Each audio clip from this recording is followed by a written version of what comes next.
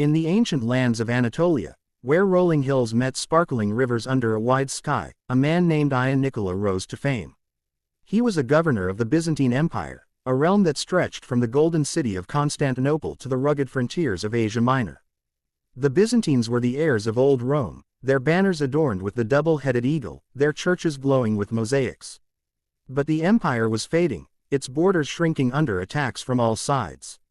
To the east, a new force stirred, a young warrior named Osman, the founder of what would become the Usmani Caliphate, later known as the Ottoman Empire. This is the story of Nikola, the brave governor who stood against Osman's rising tide, a tale of courage, duty, and defiance. Nikola was born around 1260 in a small village by the Sea of Marmara. His home was simple, built of stone and wood, surrounded by olive groves and grazing sheep. His father, Demetrios, was a soldier in the Byzantine army, his body marked with scars from battles against Arabs and Slavs. Demetrios taught his son the ways of war, showing him how to hold a spear and ride a horse. His mother, Sophia, was a gentle woman from a family of priests. She taught to pray, to light candles for saints, and to trust in God's plan. Even as a boy, dreamed of glory. He ran through the village with friends, waving sticks as swords, pretending to defend the empire from invaders. His dark hair flew in the wind, and his eyes shone with a fire that hinted at his future. At 10 years old, saw his first taste of danger. Bandits swept into the village one evening, their horses kicking up dust, their axes glinting in the torchlight. Demetrios rallied the men, grabbing his shield and leading a charge. Hid behind a cart, his heart pounding as he watched his father knock down 2 bandits with a single swing. The villagers drove the attackers away, and never forgot the mix of fear and awe. That night, as stars glittered above, he sat by his father's side. Demetrios cleaned his blade and said, "The world is wild, son. Be ready to fight for what's yours." Clutched the small knife his father gave him, vowing to become a warrior. As a teenager, trained hard. He learned to shoot a bow, to swing a sword, and to ride across rough hills. At 12, he faced his own test. A pack of wolves attacked the village's sheep, their howls chilling the night. While others hid, grabbed a sling and stones. He crept into the fields, his breath shallow, and aimed at the lead wolf. The stone hit true, striking the beast's head, sending the pack scattering. Villagers cheered, calling him Little David, after the biblical hero. The local lord heard the tale and sent to a city school, where he studied maps, history, and the art of war. Teachers saw his potential, saying, "This boy has a spark that could light the empire." At 15, joined the Byzantine army. He was tall for his age, with broad shoulders and a steady gaze. His first post was in Thrace, a land of green plains and old forts guarding the empire's western edge. There, he drilled daily, running miles in heavy armor, practicing swordplay until his hands blistered. His captain, a grizzled veteran named Alexios, took him under his wing. "Strength is good," Alexios said, "but a soldier's mind wins battles." Learned to read terrain, to set ambushes, and to outthink enemies. He soaked up every lesson, his dream of defending Byzantium growing stronger. His first real battle came at 17, against Bulgarian raiders who crossed the border at dawn. They burned farms and stole cattle, their laughter echoing through the mist. Unit hid in a forest, their shields ready. When the Bulgars passed, commander gave the signal. Arrows flew, and charged with his sword raised. He clashed with a raider twice his size, the man's axe swinging wildly. Ducked, struck the man's leg, and brought him down. The Byzantines won, driving the raiders back. Earned a scar on his arm, a thin line he touched with pride. That night, he prayed, asking forgiveness for the life he took, but he felt alive, his path clear. Skill earned him notice.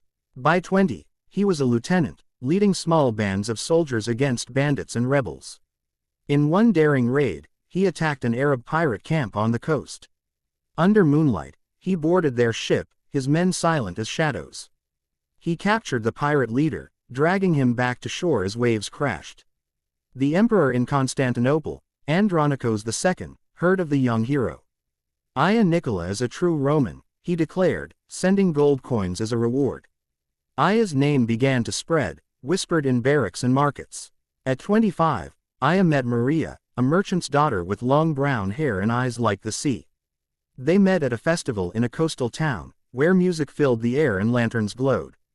Aya joined a wrestling match, pinning his opponent to cheers.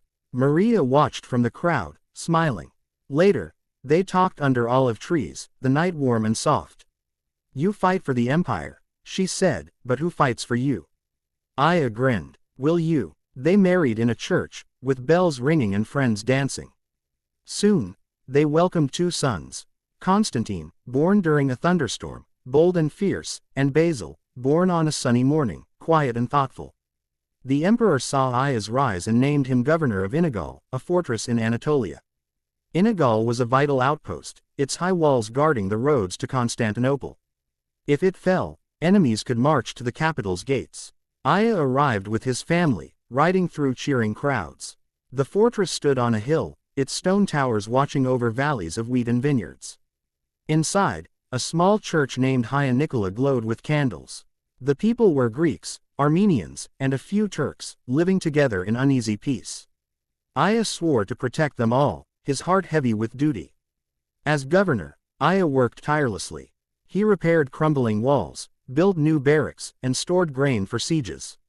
He trained farmers into a militia, teaching them to hold spears and shoot bows. "We must be ready," he told them, his voice firm. He judged disputes fairly, whether between Christians or Muslims, earning respect. Maria turned the governor's house into a home, planting flowers and starting a school for children. She cared for orphans and the sick, her kindness a light in hard times. Constantine and Basil grew strong, playing in the courtyard, learning to fight and read. Constantine swung a wooden sword, dreaming of battles, while Basil drew maps of the fortress, imagining strategies.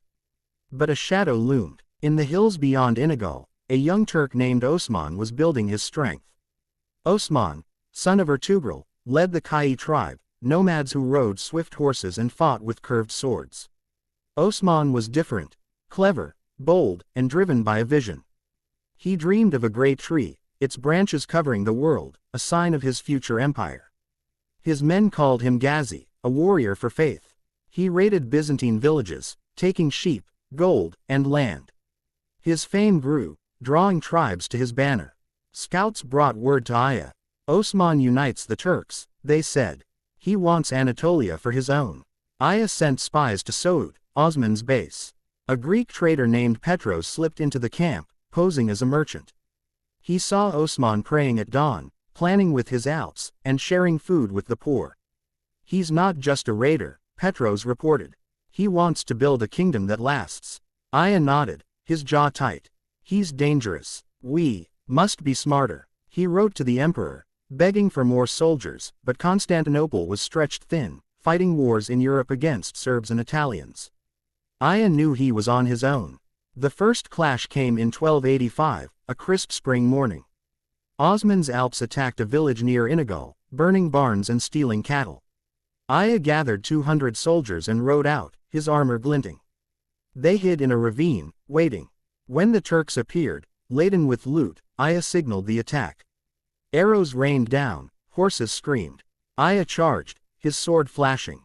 He cut through 2 Alps, their cries lost in the chaos. In the heart of the fight, he saw Osman, a young man on a black horse, his turban bright, his sword curved and deadly. Their eyes met. Aya spurred his horse forward. "Face me, Turk," he shouted. Osman grinned, unafraid. Their swords clashed, metal ringing like bells. Osman was fast, weaving and striking. "You fight well, governor," he called. "But this land will be mine." Aya pressed harder, his strength pushing Osman back. "Not today," he roared. He nicked Osman's arm, blood staining the sleeve. Osman's men pulled him away, retreating into the hills. The village was saved, the loot returned. People hailed Aya as a hero, chanting his name. News reached Constantinople, and the emperor sent a silver cross, praising his courage. But Aya knew it was only the beginning. "Osman will return," he told Maria as they sat by a fire. She touched his hand. "Then you'll stop him again."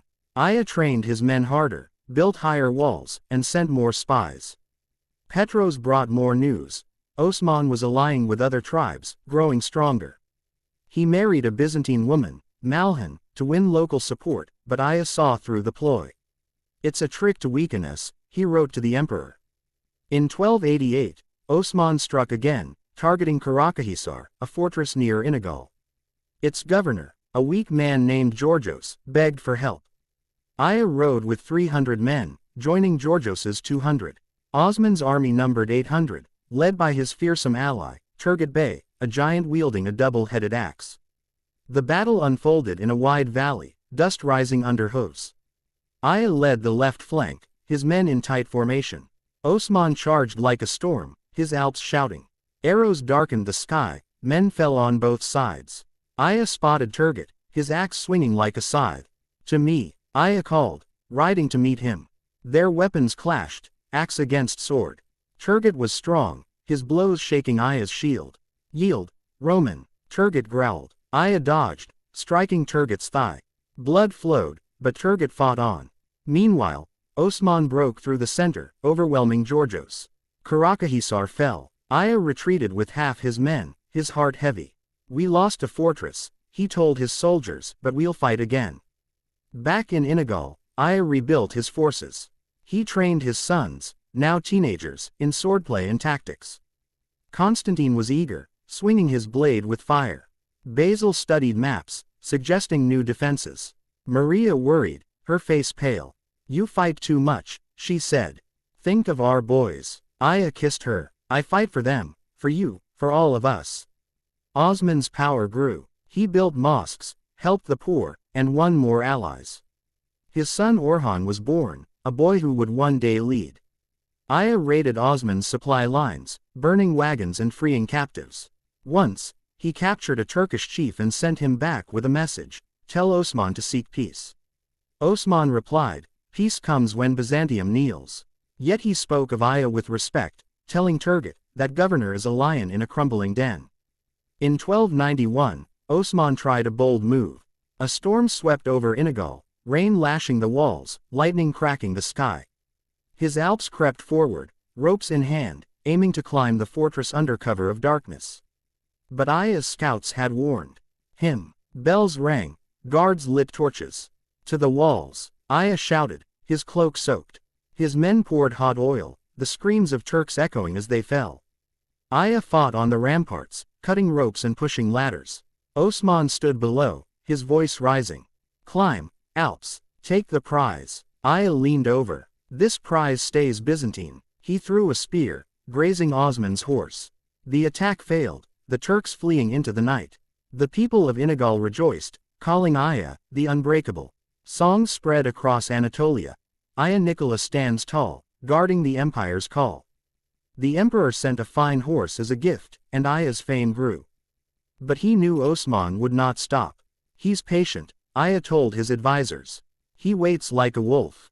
Years passed, each marked by skirmishes. Aya saved villages, ambushed raiders, and kept Inagul strong. His sons grew into young men, Constantine joining the soldiers, Basil advising on defenses. Maria prayed daily, her faith a quiet strength. Aya's hair grayed, but his resolve never wavered. He sent spies to divide Osman's allies, sowing distrust among tribes. Once, he met a rival bey and offered gold for peace, but Osman's charm won the bey back. In 1299, the greatest test came. Osman gathered 4,000 men, Alps from across Anatolia, their banners a sea of colors. They marched to Inagul, camping in the hills. Scouts galloped to Aya, breathless. "Thousands come," they cried. Aya sent desperate letters to Constantinople, but the emperor, fighting wars elsewhere, sent no aid. Aya had 800 defenders, a mix of soldiers and farmers. He stood on the walls, looking at the Turkish camp. "We will hold," he told his men. "For our homes, our faith, our empire." They cheered, their voices strong despite the odds. Maria kissed him before the siege began. "Come back to us," she whispered. Constantine and Basil stood ready, their faces set. The first day brought arrows, a storm of wood and iron. Aya's archers answered, their bows singing. By day 5, Osman's rams battered the gates, the thuds shaking the walls. Aya led a night raid, his men slipping out to burn the rams. Flames lit the darkness, Turks shouting as they fled. "Well done," Aya called, his voice hoarse. Weeks dragged on. Food dwindled. Bread turned to scraps, water tasted of mud. Disease crept in, men coughing in the barracks. Maria nursed the sick, her hands gentle but firm. "Stay strong," she told them. Constantine fought on the walls, his sword bloody. Basil scouted from towers, spotting Turkish movements. Once, Constantine saved Aya from an arrow, pushing him aside. Basil shot a Turkish captain, his aim true. Osman was cunning. He dug tunnels under the walls, his men working in secret. On the 30th night, a wall collapsed, stones crashing. Turks poured through, shouting, "Allah Akbar." Aya grabbed his sword. "To the breach," he yelled. His men formed a line, spears forward, shields locked. Aya fought like a demon, his blade cutting through Alps. Turgut charged in, his axe raised. "This ends now," he roared. Aya met him, their weapons clashing. Aya dodged a swing, striking Turgut's shoulder. The giant staggered, blood pouring, but more Turks came. Osman entered the fortress, his armor shining. He saw Aya, surrounded but fighting. "Stop," Osman called. The battle paused, men panting. "Aya Nikola, you are brave," Osman said. "Join me, and I'll make you a lord." Aya, bloodied and tired, shook his head. "I serve the emperor. Do what you must." Osman nodded, respect in his eyes. "Then go in peace." Inigal fell. Osman's men took the walls, the gates, the church. But he honored his word. Aya, Maria, and their sons were allowed to leave. Aya looked back at the fortress, his heart breaking. "You take the stone," he said, "but not our spirit." They rode to Constantinople, the road. Long and dusty, the emperor welcomed them like heroes. Crowds lined the streets, throwing flowers. "Aya Nikola, defender," they shouted. The emperor gave him a medal and a house by the Bosphorus. Aya's sons joined the army, Constantine fighting in new battles, Basil writing books on strategy. Aya advised the emperor, warning of Osman's growing power. "He's building an empire," Aya said. "We must unite or fall." Aya lived to an old age, his hair white, his body worn. He told stories to his grandchildren, their eyes wide. "Osman was a great foe," he said. "But even enemies can respect courage." In 1325, he died in his bed, Maria by his side. His last words were soft. "I see the walls again." Constantinople mourned, churches ringing bells. Aya Nikola's name lived on. Songs told of the governor who faced Osman, the lion who roared against the rising sun. In Byzantine tales, he was a hero of duty. Even in Turkish stories, he was a worthy foe, a man of honor. When the Ottomans took Constantinople in 1453, some said Aya's spirit watched from the walls, a reminder that bravery endures, even in defeat. Osman's tree grew, its branches spreading as he dreamed. His Usmani Caliphate became a mighty empire, lasting centuries. But Aya Nikola's stand at Inigal remained a spark in the Byzantine heart, a story of a man who fought for his people, his faith, and his home, against a tide that could not be stopped. Op.